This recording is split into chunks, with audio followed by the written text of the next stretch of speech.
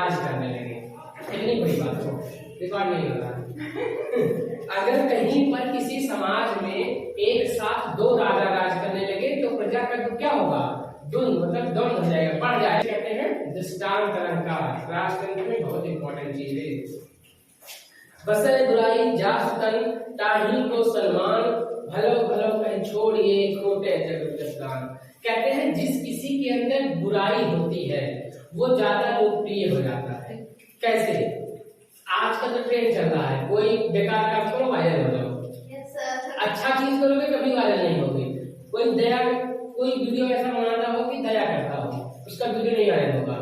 Suppose कोई ऐसा काम करता हो जो नहीं करना चाहिए, उसका वीडियो वायरल हो गया। इधर में एयरपोर्ट चले गए, क्या पहनने के, वायरल हो गया, ठीक है ना। लेकिन वही अगर पेड़ लगाने चले जाओ तो कोई वीडियो वायरल नहीं होगा। कोई पढ़ा रहा है चैनल पे, उसका वीडियो वायरल नहीं होगा। लेकिन कोई चैनल पे गाली दे दे, वायरल हो जाएगा। ठीक उसी प्रकार जो लोग बुरा काम करते हैं आजकल वही फेमस हो जाते हैं। क्यों? बिल्कुल उसी प्रकार से जिस प्रकार जो ग्रह हम पे कष्ट देते हैं, जैसे राहु केतु शनि, ये सब ग्रह ऐसे हैं जो हमको कष्ट देते हैं, इसीलिए हम इनकी पूजा करते हैं, इनके लिए हवन करते हैं, यज्ञ करते हैं। कभी ऐसा सुने हो कि भगवान बृहस्पति की पूजा करवाई जा रही है? नहीं, मतलब शुक्र की पूजा नहीं करवाएंगे। लेकिन राहु केतु के लिए कहेंगे अंगूठी पहन लो, ये करो वो करो। क्यों? क्योंकि ये हमको खोटे ग्रह हैं, कष्ट देने वाले ग्रह हैं, और इसीलिए हम इनकी पूजा करते हैं। ठीक उसी प्रकार जिस प्रकार जो लोग बुराई इनमें बसती है हम उनको वायरल कर देते हैं या उनको फेमस कर देते हैं, जबकि करने की चाहिए जो अच्छा कर रहा है, ऐसा नहीं होता है। तीसरा, नर की और नर नील की गत एक एक कर जोए, जेतो नीचो है चले तेती ऊंचो होए। मतलब आदमी को बिल्कुल पानी की तरह होना चाहिए। पानी की जो गति होती है, मोशन, बिल्कुल वैसे होना चाहिए। जैसे जैसे नल का हत्था नीचे जाता है वो धार और सीधी और अच्छी आती है। ठीक उसी प्रकार आदमी को जितना बड़ा होना चाहिए आदमी को उतना नीचा होना चाहिए। ठीक इसी प्रकार से एक दोहा बहुत पुराना चलता है कि वृक्ष जो वृक्ष पे फल अदा होता है वो हमेशा झुक जाता है, और जिस वृक्ष पे फल नहीं लगते हैं वो एकदम सीधा खाना चाहिए। उनके वृक्ष को कभी झुके हुए नहीं देखते, एकदम उधर सीधा खाना। जैसे अगर आम में जब आम आता है देख लो आम झुक जाता है पेड़। क्यों? क्योंकि फलदार को, जिसके अंदर दया हो, जिसके पास पैसा हो, उसको हमेशा झुका होना चाहिए, लोगों की मदद करनी चाहिए। ठीक उसी प्रकार जैसे नल का हत्था नीचे जाने पर धार तेज होती है ना कि स्लो हो जाती है। ठीक है, आदमी को बिल्कुल पानी की उसी गति की तरह होना चाहिए। बढ़त बढ़त संपित सजल मन सरोज बढ़ जाए, घटत घटत सूत तेरे ना घटाए, बरु समूल को मिलाए। कितनी अच्छी, ये सबसे अच्छा दुआ, फेवरेट दुआ है। इसके मतलब ये है कि अगर किसी तालाब में ढेर सारा पानी भरा हो, अगर किसी तालाब में ढेर सारा पानी भरा हो तो सबसे पहले ढेर सारे कमल होंगे।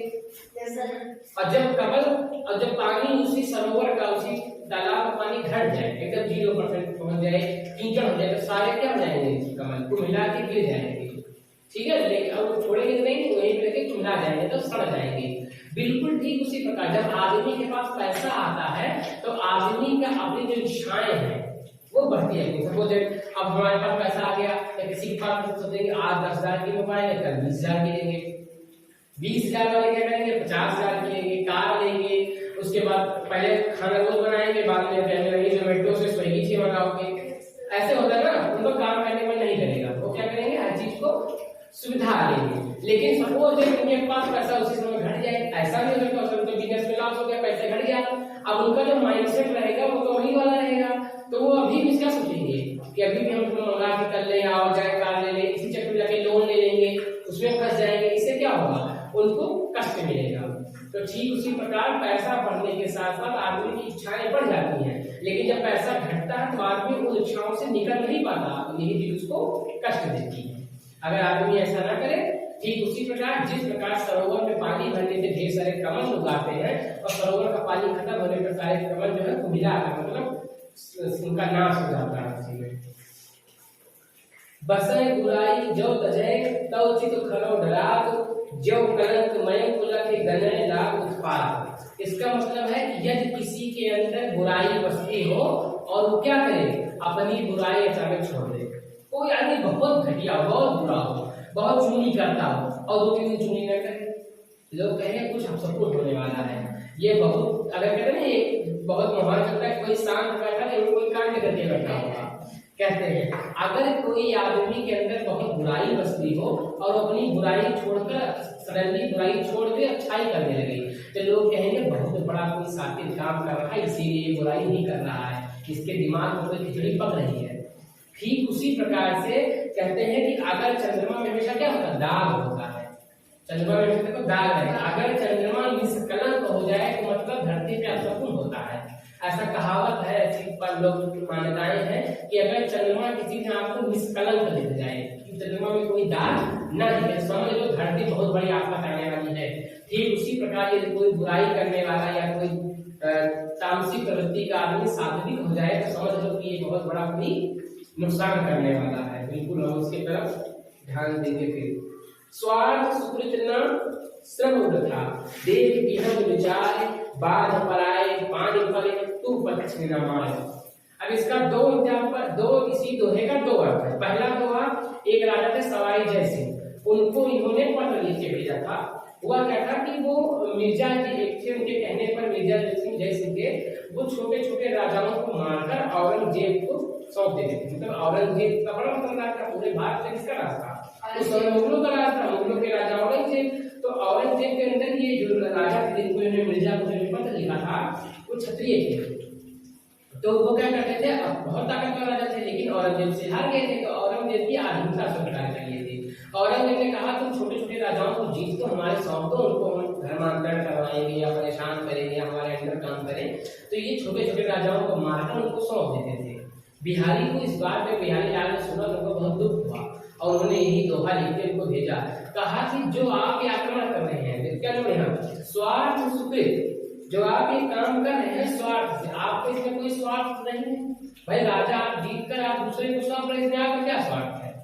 और सुकृत ये कोई अच्छा काम भी तो है नहीं, ये कोई अच्छा काम है क्या कि आप किसी राजा को जीत कर दूसरे को सौंप देते हैं और उनको मारते हैं पीटते हैं, कोई अच्छा काम नहीं है। न श्रम था, और आपका जो श्रम आप मेहनत कर रहे हैं ये भी व्यर्थ जा रहा है, बेच जा रहा है। बिल्कुल।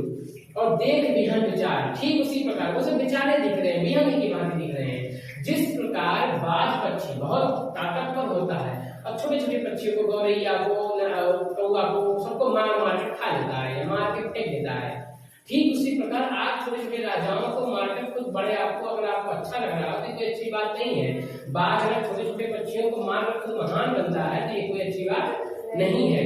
इसमें ना आपका कोई स्वार्थ सिद्ध हो रहा है, आपका ये जो मेहनत है, श्रम है, ये व्यर्थ जा रहा है। और तीसरी सबसे बड़ी बात, या आप कोई सुकृत नहीं कर रहे हैं, आप कोई अच्छा काम नहीं कर रहे, ये पाप है। कितने दोहे थे, 5।